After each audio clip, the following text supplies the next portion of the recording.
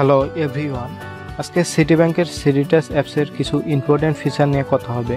কিভাবে বিকাশ এবং ব্যাংকে টাকা ট্রান্সফার করতে হয়, কিভাবে ক্রেডিট কার্ডের বিল পরিশোধ করতে হয়, এছাড়া এক্সট্রা অনেক ফিচার আছে, সবগুলো ফিচার নিয়েই কথা হবে। এর আগে আমার একটা ভিডিও দেয়া আছে কিভাবে সিডিটাস অ্যাকাউন্ট তৈরি করতে হয়। ডিসক্রিপশন বক্সে লিঙ্ক দেওয়া থাকবে, ভিডিওটা দেখে নিতে পারেন। যদি আমার চ্যানেলে নতুন হয়ে থাকেন তাহলে অবশ্যই চ্যানেলটি সাবস্ক্রাইব করবেন এবং পাশে থাকা বেল আইকনটি বাজিয়ে দিবেন। চলুন শুরু করা যাক। সিডিটাস অ্যাপসে লগইন দেওয়ার পর যদি এখন আমি ব্যাংক অথবা বিকাশে টাকা ট্রান্সফার করতে চাই, এজন্য ট্রান্সফারে ক্লিক করতে হবে।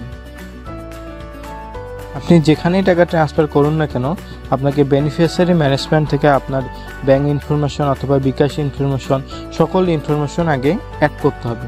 এজন্য প্রথমেই আপনাকে বেনিফিশিয়ারি ম্যানেজমেন্টে যেতে হবে। বেনিফিশিয়ারি ম্যানেজমেন্টে ক্লিক করার পর অ্যাড বেনিফিশিয়ারিতে ক্লিক করতে হবে। এরপরে সিলেক্ট ট্রান্সফার টাইপে ক্লিক করবেন। আপনি যদি সিটি ব্যাংকে টাকা ট্রান্সফার করতে চান তাহলে সিটি ব্যাংকে ক্লিক করবেন। যদি অন্যান্য ব্যাংকে টাকা ট্রান্সফার করতে চান তাহলে ট্রান্সফার আদার ব্যাংকে ক্লিক করবেন। যদি ইমেলে টাকা ট্রান্সফার করতে চান তাহলে ইমেলে ক্লিক করবেন। যদি বিকাশে টাকা ট্রান্সফার করতে চান তাহলে বিকাশে ক্লিক করবেন। আপনি কোথায় টাকা ট্রান্সফার করতে চান আপনি পছন্দ অনুযায়ী এখান থেকে সিলেক্ট করবেন। এরপর নিকনেম, আপনি এখানে নিকনেম আপনার পছন্দ মতো দিতে পারেন। এরপর সিলেক্ট অ্যাকাউন্ট টাইপ, এখানে দুটো অপশন দেওয়া আছে, অ্যাকাউন্ট এবং কার্ড। আপনি আপনার পছন্দ অনুযায়ী সিলেক্ট করবেন। এরপর অ্যাকাউন্ট নাম্বার, আপনি এখানে অ্যাকাউন্ট নাম্বার দেবেন। এরপর অ্যাকাউন্ট নেম, এরপর এখানে অ্যাকাউন্ট নেম দিবেন।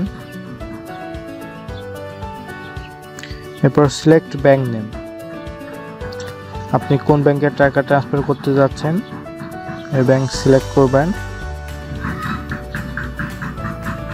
এরপর ডিস্ট্রিক্ট নেম, সিলেক্ট করবেন।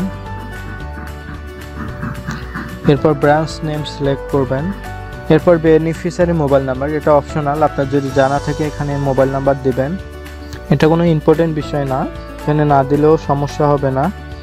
একইভাবে এখানেও ইমেল অ্যাড্রেস অপশনাল, আপনার যদি জানা থাকে দিতে পারেন, যদি না জানা থাকে না দিলে আপনি নেক্সটে ক্লিক করবেন।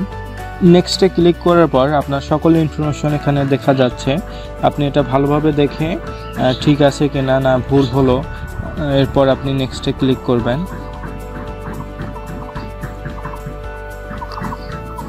এরপর আপনার সিলেক্ট কার্ড, এটা আপনার সিকিউরিটি পারপাস ইস্যুর জন্য আপনাকে এখানে কার্ডের পিন নাম্বার দিতে হবে।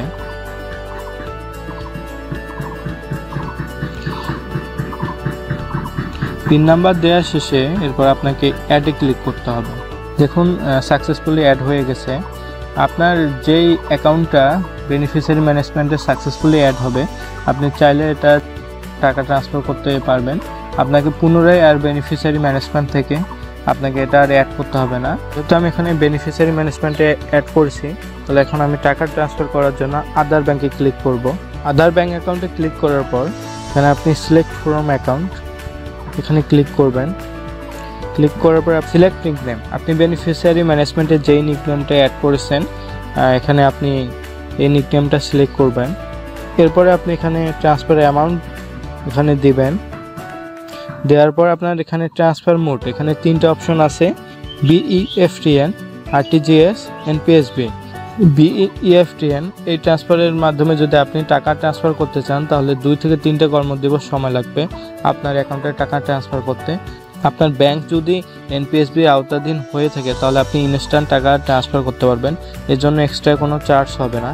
RTGS এই সিস্টেমে যদি আপনি টাকা ট্রান্সফার করতে চান তাহলেও আপনি ইনস্ট্যান্ট টাকা ট্রান্সফার করতে পারবেন, এর জন্য এক্সট্রা চার্জ 115 টাকা চার্জ হবে। RTGS সিস্টেমের মাধ্যমে যদি আপনি টাকা ট্রান্সফার করতে চান তাহলে 1 লাখের উপরেই টাকা ট্রান্সফার করতে হবে, তাছাড়া আপনি RTGS সিস্টেমের মাধ্যমে টাকা ট্রান্সফার করতে পারবেন না। এখানে রিমার্কসে কিছু লিখবেন, সাপোজ আমি এখানে দিলাম পেমেন্ট। তারপর আপনি ওটিপিটা কোথায় নিতে যাচ্ছেন, ইমেল না ফোন নাম্বারে, মানে সিলেক্ট করার পর আপনি নেক্সটে ক্লিক করবেন। আরেকটা বিষয় হচ্ছে আপনি EFTN এই সিস্টেমে যদি টাকা ট্রান্সফার করতে চান তাহলে আপনি একদিনে 5 লক্ষ টাকা ট্রান্সফার করতে পারবেন, সর্বনিম্ন 1 টাকাও ট্রান্সফার করতে পারবেন।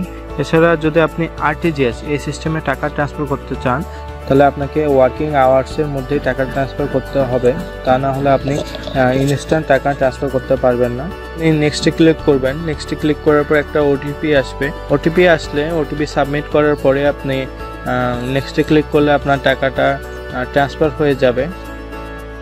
এভাবে আপনি সরকারি বেসরকারি ব্যাংক এবং ক্রেডিট কার্ডে টাকা ট্রান্সফার করতে পারবেন।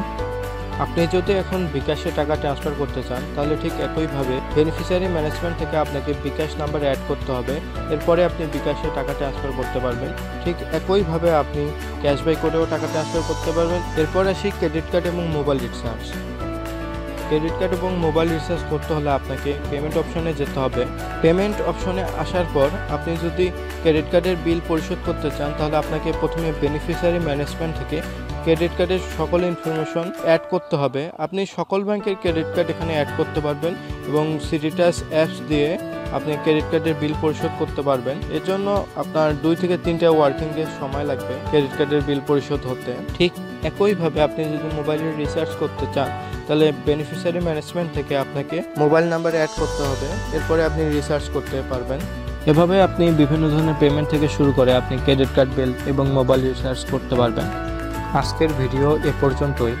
যদি ভিডিওটা ভালো লেগে থাকে অবশ্যই লাইক দেবেন, শেয়ার করবেন, কমেন্ট করবেন এবং অবশ্যই চ্যানেলটা সাবস্ক্রাইব করবেন। ধন্যবাদ।